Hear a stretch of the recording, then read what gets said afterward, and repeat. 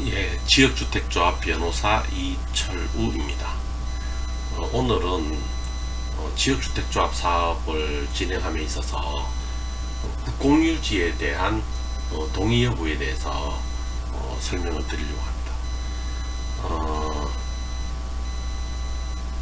우리가 지역주택조합의 조합설 인가 신청을 할 경우에 80% 토지 소유자들의 동의가 필요하지 않습니까?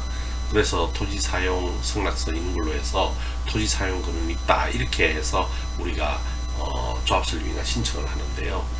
그 중에서 사업부지 중에 국공유지가 있는 경우에는 나중에 물론 이게 사업이 진행되면 나중에 매수를 하게 되는데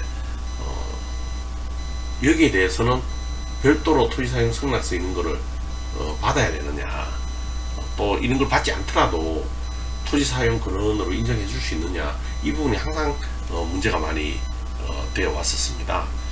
그런데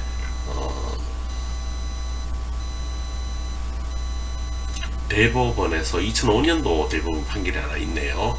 여기에 보면은 주택건설 사업의 대지 면적에 포함된 국공유지에 대해서는 해당 토지의 관리청이 해당 토지를 사업주체에게 매각하거나 양리할 것을 확인한 서류를 사업계획 승인권자에게 제출하는 경우에는 사업주체가 해당 토지의 사용권을 확보한 것으로 본다. 이런 주택법상의 규정이 있잖아요. 그래서 국공유지의 관리청이 주택건설 사업계획의 승인 여부에 대한 협의 과정에서 사업 시행에 반대하는 의사를 표시하지 아니하였다면 그 사업 시행에 동의한 것으로 봄이 타당하다, 이런 판결을 선고한 것이 있습니다.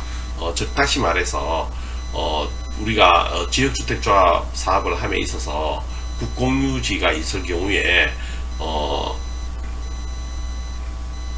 토지 지역주택조합의 설립 인가 신청을 할 경우에 80%의 동의를 받아야 되는데 그 중에서 국공유지가 있는 경우에는 이것을 토지 사용권으로 인정을 해서 신청할 수가 있다는 것이죠. 다만 아무런 노력도 안 하고 그냥 이거를 넣었을 때는 아마 공무원이 인정을 하지 않아야 할 겁니다. 다만 이 대부분 판례에서도 이야기하는 것처럼 지속적인 협의를 해야 되고, 그러한 협의 과정에서 소관청에서 이거는 지역주택조합 사업이나 토지 있는 걸로 사용하도록 할 수가 없다, 나중에 매각을 하지 못하겠다, 이런 회신이 온다고 하면은 사용권으로 못 쓴다는 것이죠. 그렇지만 또 한 번 더 접촉 자체도 안 하면, 협의 자체도 안 하면 그런 자료 자체가 없으니까 또 인정 안 하겠죠. 그러면은 거기에 대해서는 소관청에 가서 협의를 해서 장래에 너희들이 사업이 가게 되면 그때는 소유권을 감정을 해서 너희들이 매각하겠다 라는 정도의 협의, 최소한 거기에 대해서 반대한다는 의사는 없어야 된다는 거죠. 거기에 대한 협의 내용이나 공문 같은 것을 받아 놓아야 관할 주무관청에서 토지 사용권이 있는 것으로 인정한다는 것이죠. 그래서 여기와 관련해서 좀 전에 제가 말씀드린 대법원 판례 이외에도 의정부지방법원에서 2023년 12월 19일날 판결한 내용이 있는데요.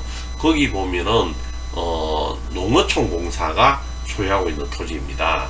거기서 법원에서 뭐라고 판결하느냐 하면은 농어촌공사에서 토지의 매도에 관한 협의 요청에 대해서 우리가 매도를 못하겠다, 이런 의사표시를 하지 않았다 이거죠.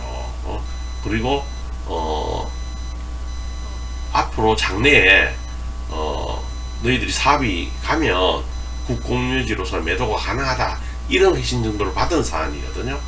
이런 사안에서는 국공유지에 대한 사용권을 확보하였다고 보고 일을 해라, 이런 법원의 판결이 있기 때문에 이 내용을 보면 지역주택조합을 진행하는 업체 입장에서는 이런 판결의 내용을 잘 활용을 해서 가급적이면 효율적으로 사업을 원만하게 잘 진행하도록 해야 한다고 생각합니다.